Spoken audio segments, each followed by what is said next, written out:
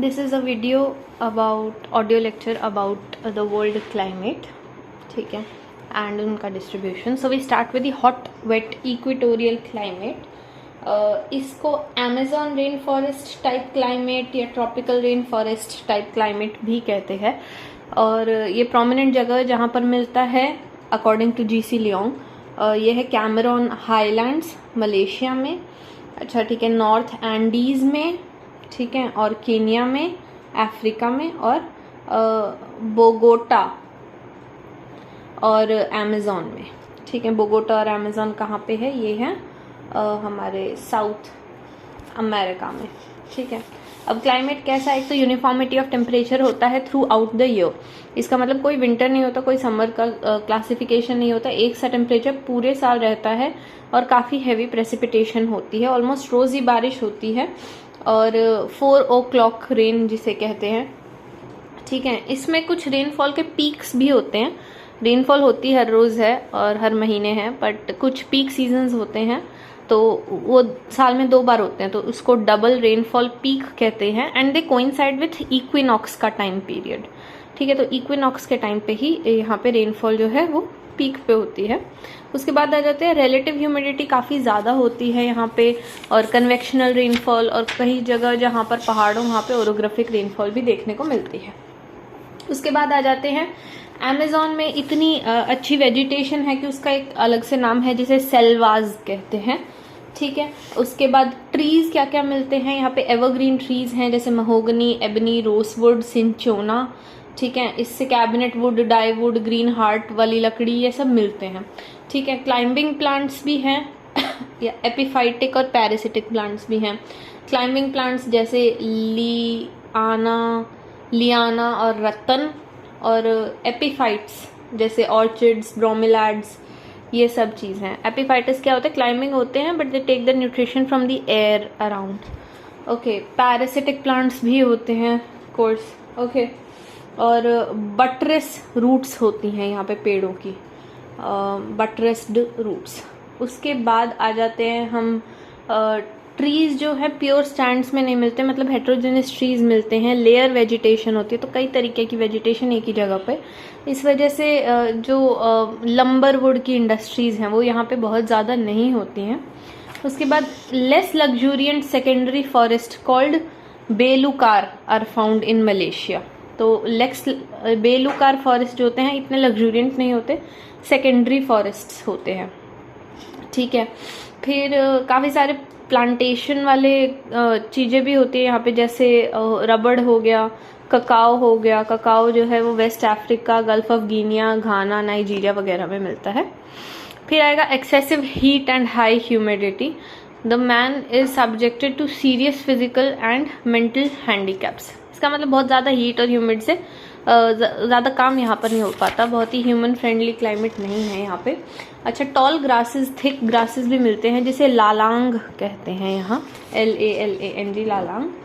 ठीक है, फिर है टिम्बर रिसोर्सेज, मैं बता चुकी हूँ, एक्सट्रैक्ट करना डिफिकल्ट होता है. और फिर यहाँ पे से फ्लाइज से नगाना डिजीज होता है जो कि कैटल में काफ़ी ज़्यादा देखने को मिलता है यहाँ की.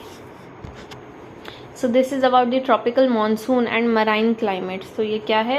10 से 30 डिग्रीज में मिलता है, ज़्यादातर ईस्टर्न साइड्स पर मिलता है ऑफ द कॉन्टिनेंट्स. ये आप इमेज देख भी सकते हो. ठीक है, ऑन पेज नंबर 114. ठीक है, अब हम देख लेते हैं कि क्या इसकी कैरेक्टरिस्टिक है. ऑन शोर वेट मानसून्स होते हैं तो बारिश अच्छी होती है, कुछ महीनों में काफ़ी ज़्यादा बारिश होती है. इंडिया से रिलेट कर लो. सबसे ज़्यादा ये डेवलप्ड जो होता है वो देखने को मिलेगा थाईलैंड, लाओस, कैम्बोडिया, इंडिया और इंडियन सब कॉन्टिनेंट और ऑस्ट्रेलियाज में. ठीक है, तो बस नॉर्थ ईस्ट और साउथ वेस्ट मानसून इसने बता रखा है. समर में काफ़ी गर्मी हो जाती है, विंटर में काफ़ी ठंड भी हो जाती है. ठीक है, तो बस ये बता रखे. कूल ड्राई सीजन भी होता है यहाँ पे क्योंकि उस टाइम पे सिंकिंग एयर होती है.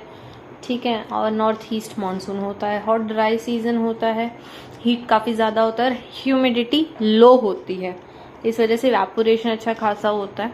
ठीक है, और फिर eventually there is rainy season, south west monsoon का season, burst of south west monsoon June to सितंबर में. हैवी रेनफॉल होती हैं और टेम्परेचर जो है मॉडिफाई हो जाता है इसकी वजह से, मतलब मॉडरेट हो जाता है। ओके, और सबसे ज़्यादा रेनफॉल वाले एरिया हैं जैसे मौसिनराम, चेरापूंजी वगैरह।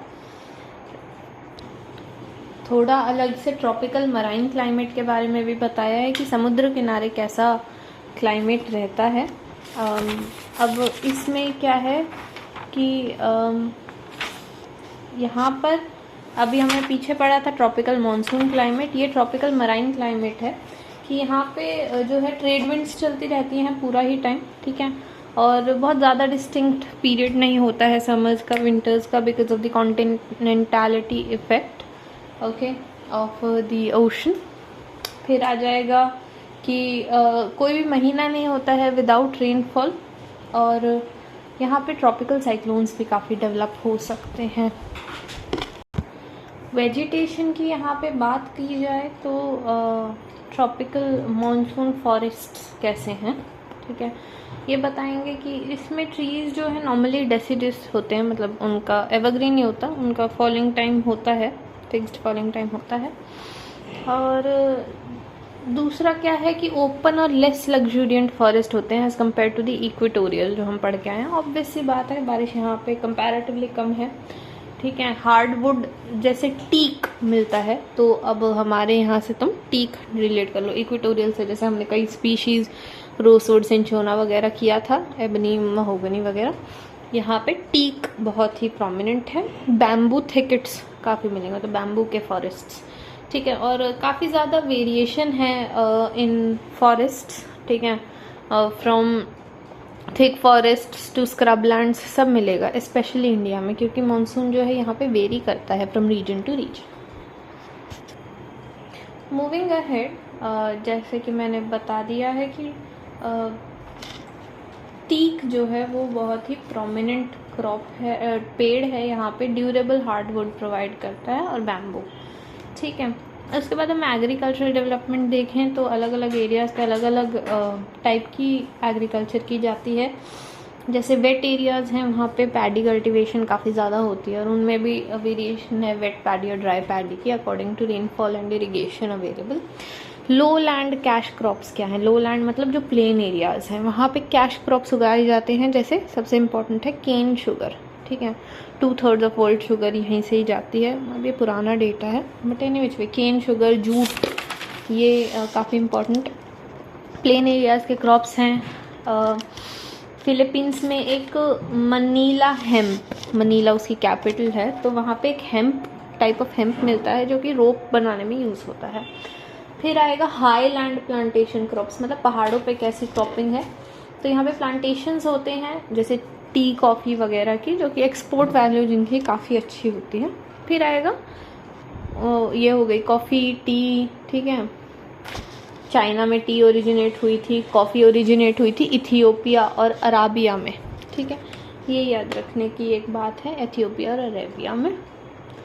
और उसके बाद लंबरिंग भी होती है कुछ एरियाज़ में, लेकिन एक टाइप का ट्री होता है ग्रीन टीक, ठीक है, उसकी जो लॉग्स होती हैं बहुत हैवी होती है, तो उनको पॉइजन कर दिया जाता है कई साल पहले से, ताकि वो लाइट हो जाएं। फिर आएगा shifting cultivation.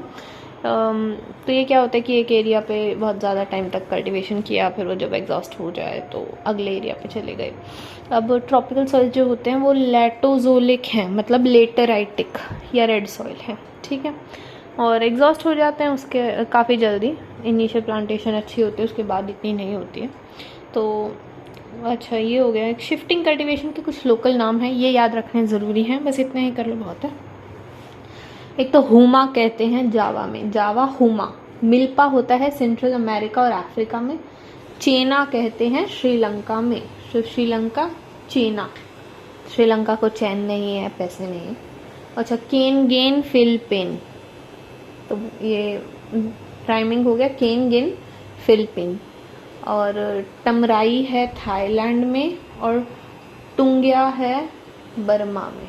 टमराई Thai, टुंग्या Burma, लडांग Malaysia, तो लडांग है मलेशिया में, ये तो याद रहेगा ही।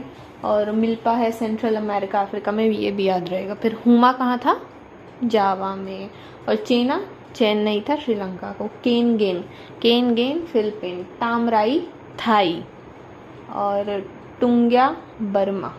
तामराई थाई और टुंग्या बर्मा। और फिर लडांग तो है ही, मलेशिया, ये तो याद है रहना ही चाहिए। तो दिस इज सवाना और Sudan type climate. Sudan type climate क्यों बोलते हैं, क्योंकि ये सबसे ज़्यादा वेल डेवलप्ड जो है सूडान एरिया में ही है।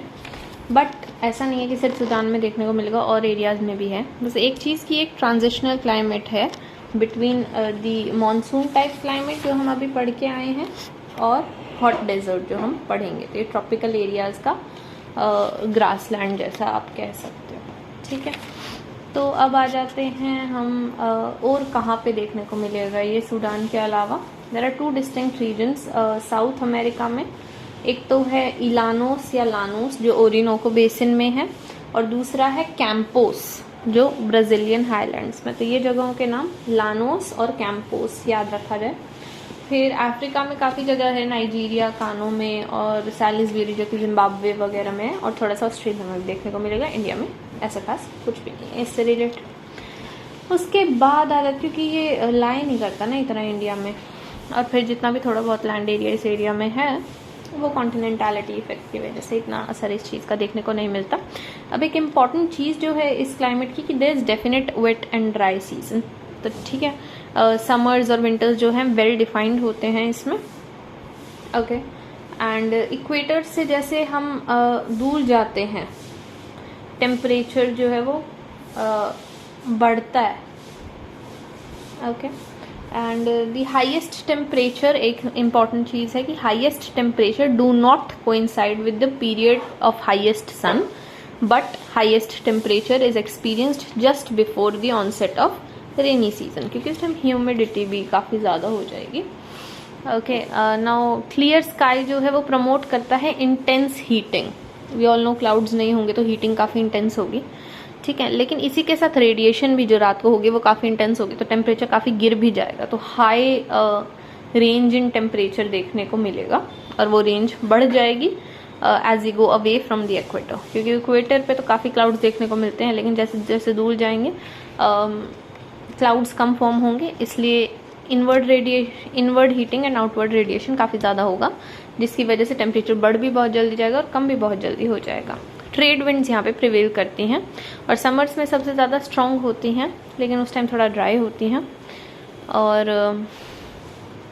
क्या है कि नॉर्थ ईस्ट ट्रेड से एक तो ये सहारा डेजर्ट से शुरू होने वाली विंड्स होती हैं, जिसे हरमट्टन या डॉक्टर कहते हैं, जो गिनिया में पहुँचती हैं। अब ये ड्राई विंड्स हैं, तो और वहाँ पर गिनिया वगैरह में बहुत ज़्यादा ह्यूमिड है, तो ये ड्राई विंड्स जो हैं they bring some relief. Natural vegetation की बात करें तो ट्रीज़ शॉर्ट ही होते हैं, लेकिन यहाँ पे ग्रासेस काफ़ी टॉल और प्रोमिनेंट होती हैं, इसलिए इनको पार्क लैंड या बुश वेल्ड भी कह देते हैं, क्योंकि ग्रासेस हैं, पार्क में ग्रास होती है तो पार्क लैंड, ठीक है। डेसिड्यूस ट्रीज़ मिल जाएंगे, और ट्रीज़ में काफ़ी हमें वाटर स्टोरिंग डिवाइसेस भी होते हैं ताकि वो ड्रॉट को सर्वाइव कर सकें। ऐसे ट्रीज़ का एग्जांपल है जैसे बाओबाब और बॉटल ट्री, ठीक है। ट्रीज़ में से गम भी निकलती है, गम अरेबिक जिसे कहते हैं, ठीक है। और काफ़ी सारे पेड़ जो हैं वो अम्ब्रेला शेप के होते हैं। पाम जिससे हम पाम ऑयल बनाते हैं वो भी यहाँ पे काफ़ी प्रोमिनेंट होता है, लेकिन वो वेट एरियाज़ में ज़्यादा होता है। ग्रास काफ़ी टॉल होते हैं, काफ़ी कोर्स होती है, 15 फीट तक भी बढ़ सकती है घास, ठीक है। और जो ग्रासेस हैं वो कॉम्पैक्ट एरियाज जिनको टफ्ट कहते हैं, तो जो thickly grown patches of grasses को टफ्ट कहते हैं, उनके काफ़ी लॉन्ग रूट्स होते हैं ताकि वो पानी ले सकें। और ग्रासेस कई बार जब ड्राई सीजन होता है वो डॉर्मेंट रहती हैं, लेकिन जब बारिश होती है दे अपीयर अगेन, ठीक है। और रेनफॉल जैसे जैसे कम हो जाती है टुवर्ड्स डेजर्ट्स, सवाना जो है it merges into the thorny scrub, जिसका हम इकोटोन कह सकते हैं, ठीक है। ऑस्ट्रेलिया में ये काफ़ी प्रोमिनेंट है, स्क्रब लैंड, ना पूरा ड्राई ना पूरा वेट, ठीक है। और यहाँ पे कई स्पीशीज़ मिलती हैं जैसे मल्ली, मुल्गा, स्पाइनीफेक्स ग्रासेस, मल्ली, मुल्गा, स्पाइनीफेक्स। अच्छा, सवाना को बिग गेम कंट्री भी कहते हैं क्योंकि लार्ज एनिमल ट्रेड होता है यहाँ पे, टूरिस्ट भी काफ़ी आते हैं, और इम्पॉर्टेंट ट्राइब है मसाई जो ईस्ट अफ्रीका में है, और हौसा जो कि नाइजीरिया में है। तो मसाई ट्राइब काफ़ी प्रोमिनेंट है इन ईस्ट ऑफ अफ्रीका, और हौसा HAUSA हौसा इन नाइजीरिया। तो मसाई ट्राइब की बात करें, ये कीनिया, टंजानिया और युगांडा में मिलते हैं। ये सब ईस्ट अफ्रीका में है, और हौसा जो है वो नाइजीरिया में। तो मसाई पे ही आ जाते हैं, कीनिया, टंजानिया और युगांडा में। ठीक है, ये कैटल रखते हैं जिसका नाम है ज़ेबू, ZEBU, ज़ेबू कैटल। और वो कभी भी ड्रॉट एनिमल या काम कराने के लिए यूज़ नहीं किए जाते, सिर्फ supply of milk and blood के लिए होते हैं। और कैटल जो हैं they are symbol of wealth among the Maasai. ज़्यादातर पेस्टोरलिस्ट्स ही हैं मसाई। फिर आ जाते हैं हौसा ट्राइब जो नाइजीरिया वाली थी।